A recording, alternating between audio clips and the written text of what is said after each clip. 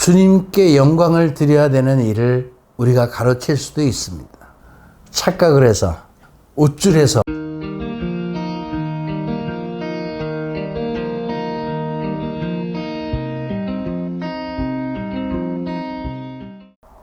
신앙생활의 꿀팁. 오늘 99번째 시간입니다. 세상 속에서 살아가는 우리 신앙인들의 삶. 이제 42번째인데요. 여러분, 이제 우리가 이 사순 시기의 막바지에 들어왔죠. 어제 우리가 성지주의를 보냈습니다. 성지주의를 보내면서 여러분 어떤 생각 하셨습니까? 예수님께서 예루살렘 성에 입성할 때 정말 예루살렘의 사람들은 빨마가지를 들고 나와서 환호하면서 예수님의 입성을 축하하고 환영을 했습니다. 그죠? 그런데 우리는 이제 다음에 일어날 사건이 어떤 것인지 알고 있습니다. 우리는 이번 한 주 사순 시기에 이제 제일 마지막 부분을 보내고 있습니다. 돌아오는 주의 만찬 목요일서부터 시작해서 이제 성 3일을 보내고 있죠. 금요일 주님의 죽음을 묵상하는 시간, 순환을 묵상하는 시간, 그리고 마지막 토요일 날에는 부활 성야, 파스카 성야를 맞이하는 이런 시간들을 우리는 보냅니다. 저는 그런 생각을 합니다. 예루살렘에 입성할 때 많은 사람들이 주님을 정말 환호했습니다. 왜 환호했을까요? 그동안 예수님이 보여줬던 수많은 사건들이 있습니다. 예수님이 공생활을 시작하고 3년 동안 갈릴레라는 지방에서 사람들에게 복음의 말씀을 전파하시고 곳곳을 두루다니면서 많은 사람들을 치유해 주셨습니다. 사람들은 깜짝 놀랐죠.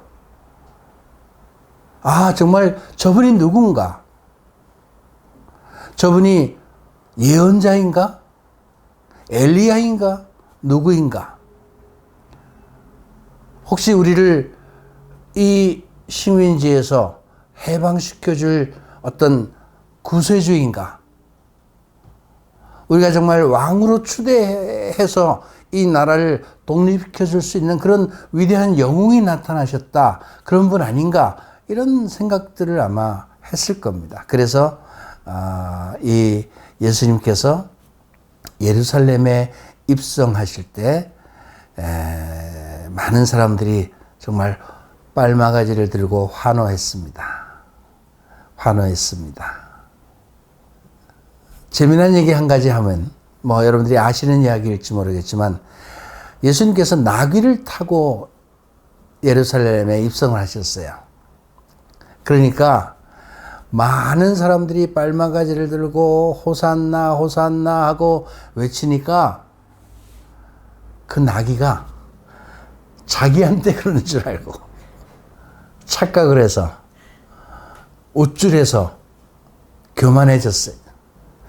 우리가 세상을 살다 보면요, 주님께 영광을 드려야 되는 일을 우리가 가로챌 수도 있습니다.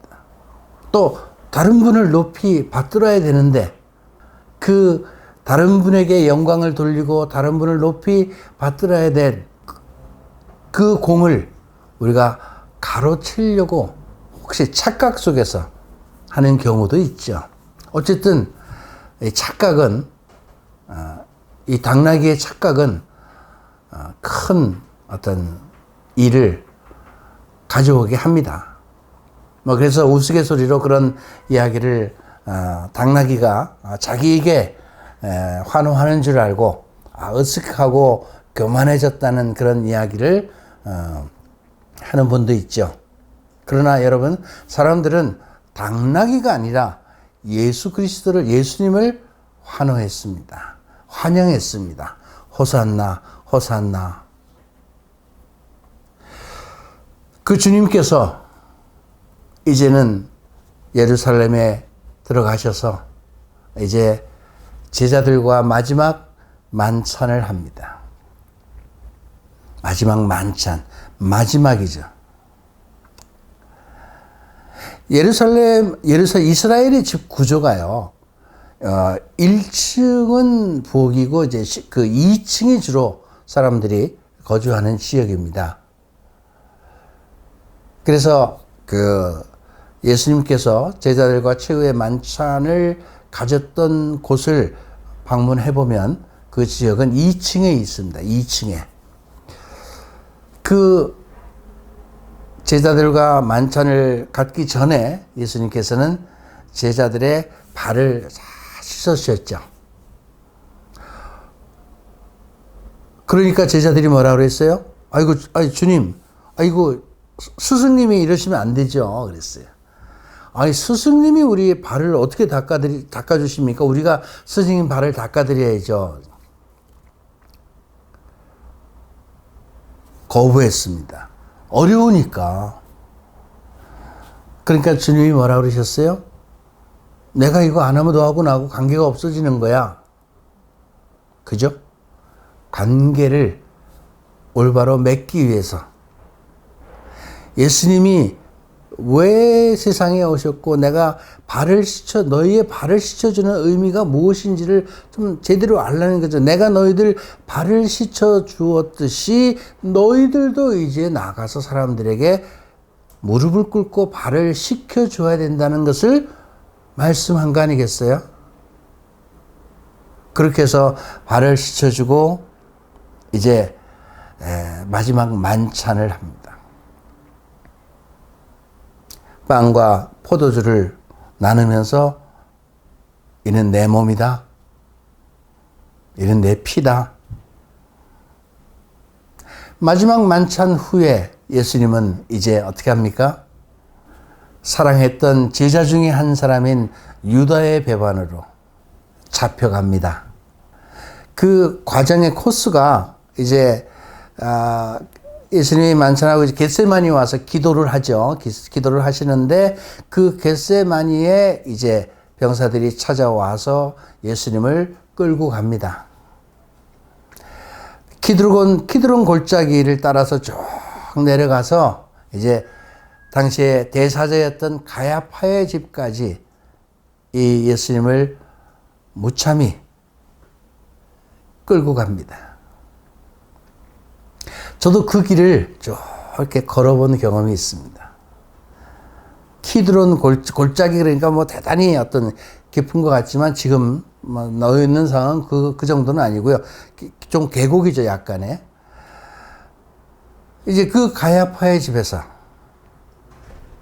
예수님은 문초를 당하고 신문을 당하고 그리고 하룻밤을 거기서 셉니다.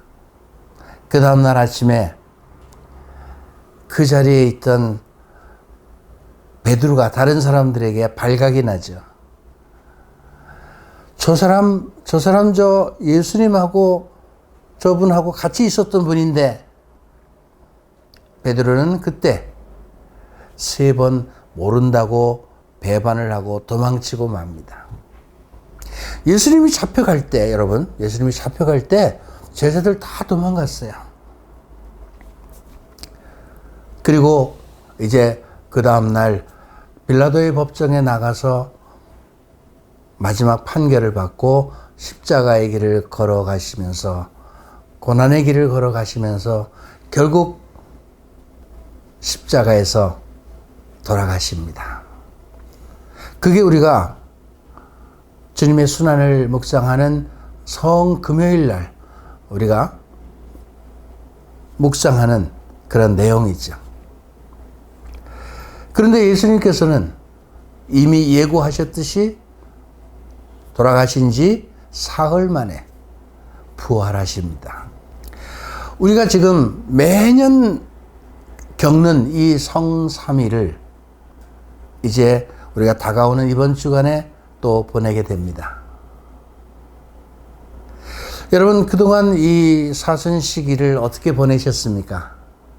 제가 이 사순 시기를 보내면서 그동안 여러분들에게 말씀드린 그 메시지의 핵심은 우리 자신을 잘 들여다보자는 것이었고, 우리 자신을 잘 들여다보면서 우리의 삶의 내용을 바꾸자. 이것이 회개해야 하는 것이다. 또 제가 이 사순 시기를 시작하기 바로 직전에 대피정을 했죠. 그죠? 대피정을 하면서 그 피정의 제목이 뭐였죠? 회개는 사랑의 열매를 맺게 한다라는 것이었습니다. 이제 그런 일련의 어떤 쭉 말씀들을 여러분들에게 쭉 전해드렸고, 이제 우리가 앞으로 이제 한 주간 후에는 부활을 맞이합니다. 예수님의 부활. 마침 제가 이제 이 신앙생활의 꿀팁 100회를 맞이하는 이 시간이 부활주일 바로 다음 월요일 날입니다. 우연치 않게 그렇게 100회를 맞이하게 되었고, 저는 이제 이 신앙생활의 꿀팁을 100회로 마치고 또 다른 내용으로 여러분들을 다시 찾아뵐 겁니다. 끊임없이 저는 우리가 신앙인으로서 살아가는데, 평신도로서 이 세상 안에서 살아가는데 어떻게 해야 이 21세기 새로운 정말 팬데믹 이후 포스트 팬데믹으로 그 시대를 살아가는 이 우리 신앙인들이 어떻게 해야 올바른 신앙인으로서 삶을 더 잘 살아갈 수 있을까를 늘 고민하고 기도하고 묵상하면서 여러분들에게 그러한 말씀들을 끊임없이 전해드리려고 합니다. 여러분, 이번 사순 시기를 잘 보냈다면, 우리 자신을 올바로 들여다보고 우리 자신 안에서 바꾸고 고쳐야 할 것들을 발견하고 그것을 바꾸는 노력을 해 오셨다면 여러분들은 정말 이번 이 부활절에 예수 그리스도와 함께 부활을 하게 될 겁니다. 새로운 삶을 시작하게 된다는 것입니다. 새로운 생명을 얻은 것이죠. 우리 그리스도교는 부활의 교회입니다. 우리 그리스도교의 핵심 진리는 부활신앙입니다. 다시 새롭게 태어나는 것이죠. 물론 영원한 삶을 산다는 의미도 있겠지만, 다시 새롭게 태어나서 새로운 생명으로 새로운 삶을 사는 것입니다. 여러분, 우리가 매년 보내고 있는 이 사순시기, 이제 마지막 성삼일을 보내고 있지만, 이 성삼일을 보내는 이 시간에 지난 사순시기에 우리가 기도하고 묵상하고 또 살아왔던 우리들의 삶을 다시 한번 정리해보고, 이제 그리스도의 부활에 우리가 함께 참여할 수 있는 그런 마지막 시간을 여러분들이 잘 보내시기를 바랍니다. 여러분, 부활 후에 다시 여러분들 부활한 모습으로 다시 뵙도록 하겠습니다. 감사합니다.